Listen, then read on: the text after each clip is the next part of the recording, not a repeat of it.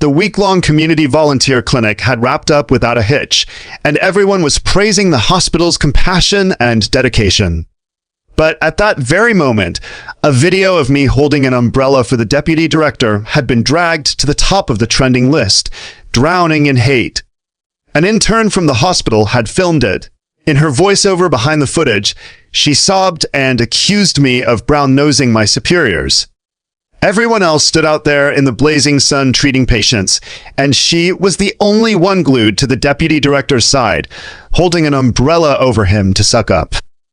We put in honest work, and she claws her way up with cheap tricks like this. Do good. Hardworking people just deserve to get stepped on. The internet erupted overnight. The hashtag intern kisses up to deputy director to keep her job hashtag shot straight to #1. The hospital's official account was flooded, comment sections buried under endless abuse. Co-workers whispered and pointed at me, and even frail old deputy Director Gilbert got dragged into the storm.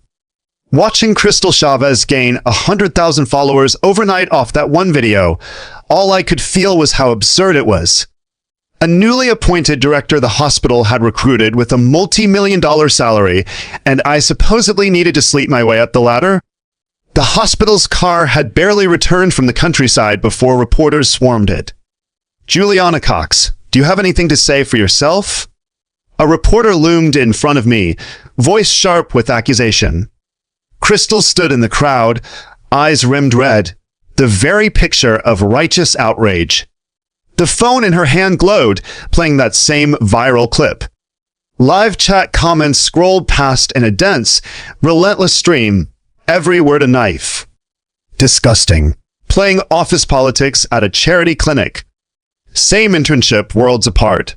Crystal does honest work, and Juliana just kisses up.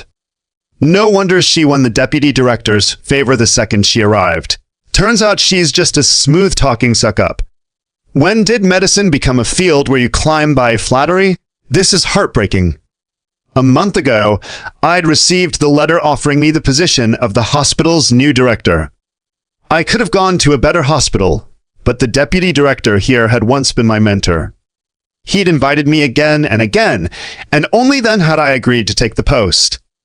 After arriving, I'd hidden my identity and gone to the front lines, joining the community volunteer clinic. I never imagined someone would twist it into slander. On the day of the clinic, the sun was merciless. My old mentor was busy seeing patients and nearly collapsed from the heat. That was the only reason I held an umbrella over him, and Crystal, that in turn caught it on camera and twisted it into something vile. A reporter shoved a microphone toward my lips, his tone openly hostile, Dr. Cox, Crystal reported that you deliberately flattered Deputy Director Gilbert to secure your position and a good evaluation, even going so far as to put on a show at a charity clinic. How do you explain that? I lifted my eyes, sweeping over the countless prejudiced stares behind the cameras. There were over 100 medical staff at that clinic, with people recording and supervising the whole time. Whether or not I put on a show, the full video will speak for itself. My calm, in their eyes, became the squirming of someone with something to hide. An online influencer beside me instantly raised his voice, brimming with indignation for the camera, caught red-handed, and still talking back. The video shows it plain as day. Everyone else was busy with the clinic, and you are the only one holding an umbrella for your boss. Deputy Director Gilbert is senior and powerful. Why would he need some little intern to go out of her way to hold an umbrella for him? If that's not kissing up, what is it? Right on cue, Crystal stepped forward and took my hand, coaxing me, Juliana, just admit it. If you'll own up to your mistake and apologize to everyone, they'll forgive you. Stop digging in your heels. Her display of generosity and tolerance only made me look more stubborn and unrepentant. The accusations in the crowd grew louder. Look at Crystal, kind and clear-headed. Does something wrong, won't apologize, won't even admit it. Her ethics and character are both rotten. The supervising mentor's face had gone gray as iron. He stepped forward, his voice low and hard. Juliana Cox, you will apologize to the entire hospital and to the public right now and submit a formal letter of self-criticism.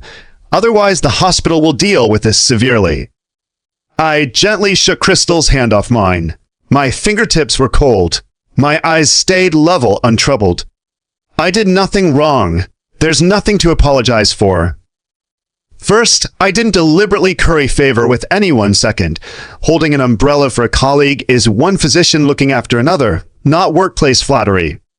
Third, the person who needs to apologize is the one who edited that clip out of context and turned the internet loose on me, not me.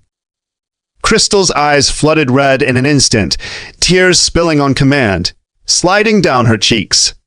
I just can't stand to see something unfair. I only wanted to protect integrity in our field. I never set out to target you. She choked on the words, her voice trembling, the picture of innocence wounded by my unyielding stance. But why won't you just admit it? Everyone can see it plain as day. You are sucking up to the boss, looking for a shortcut. The crowd was fully swept up in her now. A wave of abuse came crashing toward me from every direction. The elderly deputy director had gone pale. Days of grueling volunteer clinics had drained him dry, and now, just as he meant to speak up in my defense, Crystal cut him off before he could begin. Deputy Director Gilbert, don't take her side. Crystal turned to him, her tone earnest, pleading. I know you look out for the younger generation. You must be fooled by the act she puts on. We can't let your soft-heart excuse behavior that drags our whole profession through the mud. One sentence, and Saul's defense was dead in his throat. His mouth opened, then closed. In the end, all he could do was sigh, helpless. I watched Crystal's airtight performance, and all that was left inside me was indifference. I raised my hand, took out my phone, my voice clear and ringing, cutting clean through the clamor. The innocent clear themselves, since everyone wants this so-called truth. 9 o'clock tomorrow morning, the hospital's main conference room. A full public live stream. I'll give all of you an answer. Crystal, do you dare to face me? A flicker of triumph crossed Crystal's eyes, instantly smoothed over into the look of someone open and unafraid. She nodded hard. I do. I stand straight, so I fear no crooked shadow. I'll expose the truth and give our profession back its fairness. She was certain she had me cornered, certain I had no way to clear my name. She had no idea this was bait. I was fishing. I meant to clean the rot out of this hospital. That night the outcries spiraled past any hope of control, festering to a point no one could pull back. My personal social media was dug up, my inbox and comments drowned under endless venom. Scheming witch, get out of medicine. She'll do anything to keep her spot. It's disgusting. With people like this in a hospital, who dare trust them with their life? Inside the hospital staff group chat, the mockery ran just as thick. Plenty of colleagues piled on, riding the wave, convinced of my rotten character, all of them demanding the hospital come down hard. And Crystal struck while the iron was hot, stoking the fire through the night, casting herself once and for all as the brave whistleblower exposing corruption. She posted a long essay before dawn, attaching a heap of so-called evidence. A few snapshots of me not joining in idle chatter with coworkers, which she spun into a cold loner who only flatters the bosses and looks down on her peers. The way I'd focused on my patients during the clinic, which she twisted into deliberately playing humble while frantically clinging to the higher-ups in private. More damning still, 2 supervising mentors who had long resented me posted publicly to back her up.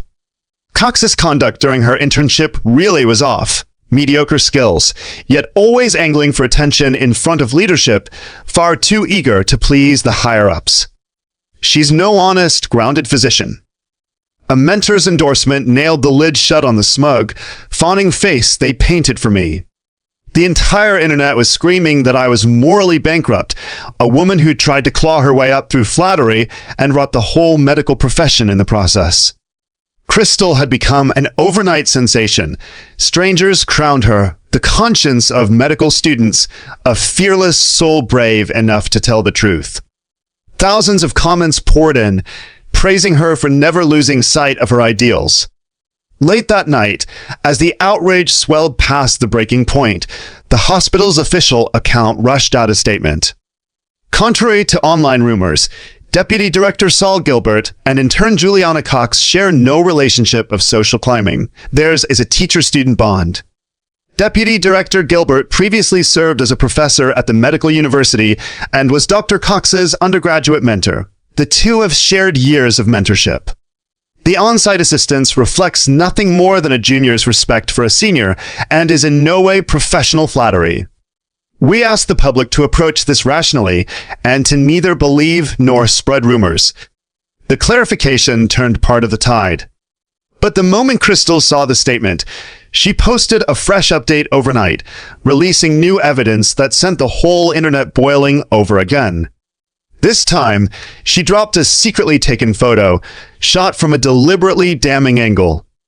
In it, I was holding an elegant dark gift box, caught mid-motion as I handed it to Deputy Director Gilbert. Crystal's caption was crafted to draw blood. So, it's an old teacher-student arrangement. No wonder she got special treatment the whole way. That explains every bit of the favoritism. I saw it with my own eyes. Juliana Cox handing Deputy Director Gilbert a gift in private. The box was sealed tight. There's a good chance it was cash inside.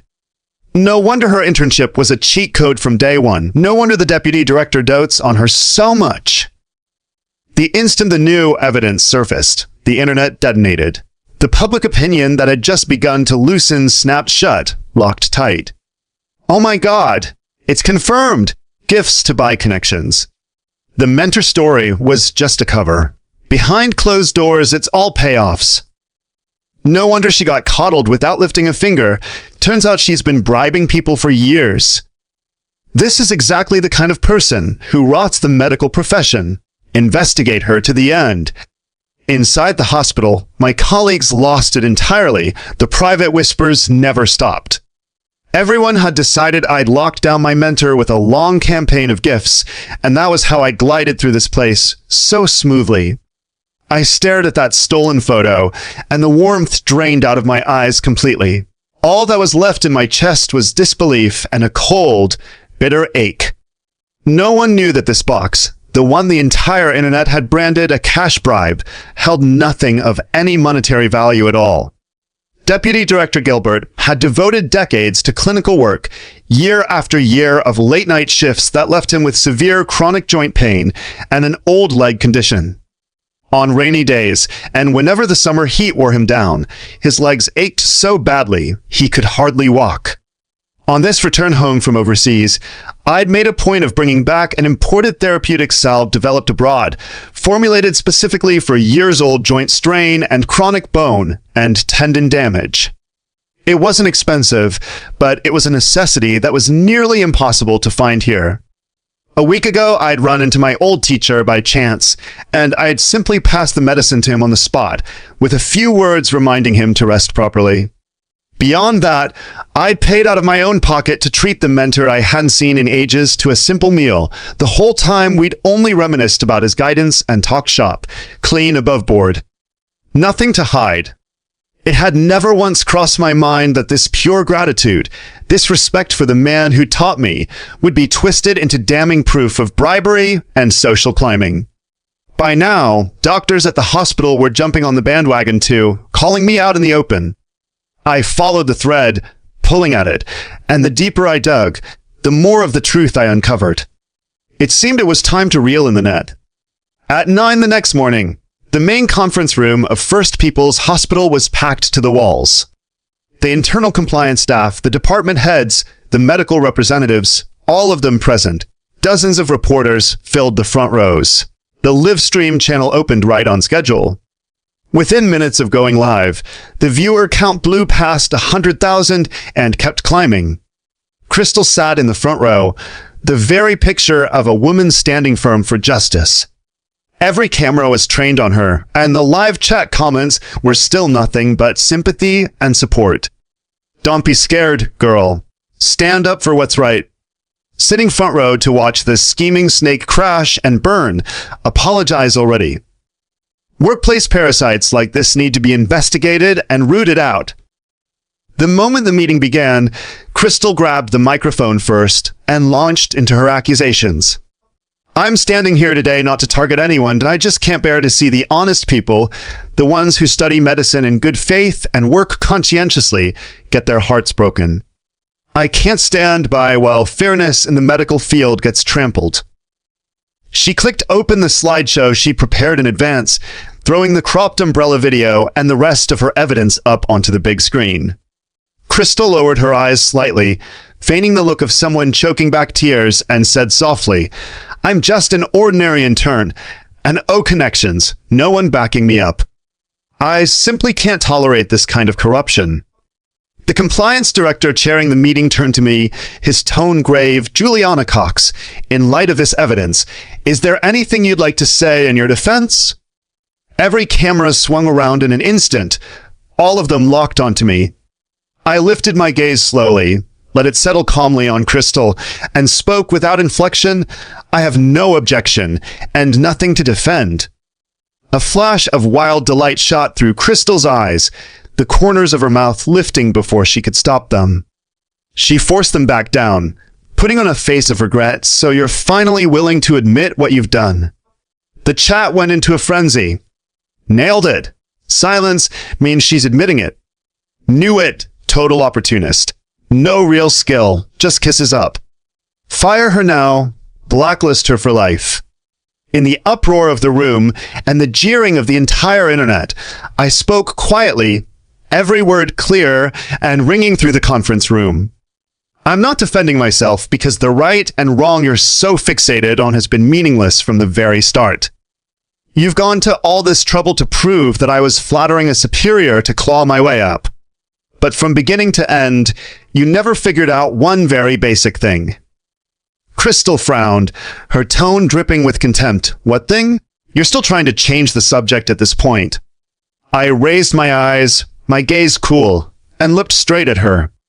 Do you really think I'm some ordinary intern who needs to flatter the deputy director just to earn a spot on staff? The instant the words landed, everyone in the room froze, confusion written across their faces. Before anyone could react, the side door near the stage swung slowly open. The hospital's chief administrator walked in shoulder to shoulder with the head of HR, an official letterhead document with a bright red seal in hand. The chief administrator took the microphone, his voice steady and forceful, carrying across the entire room. I am here to formally set the record straight for the entire hospital.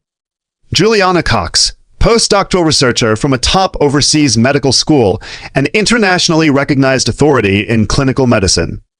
She was specially recruited by our hospital on a multi-million-dollar salary and approved by the Department of Health as the new director of First People's Hospital.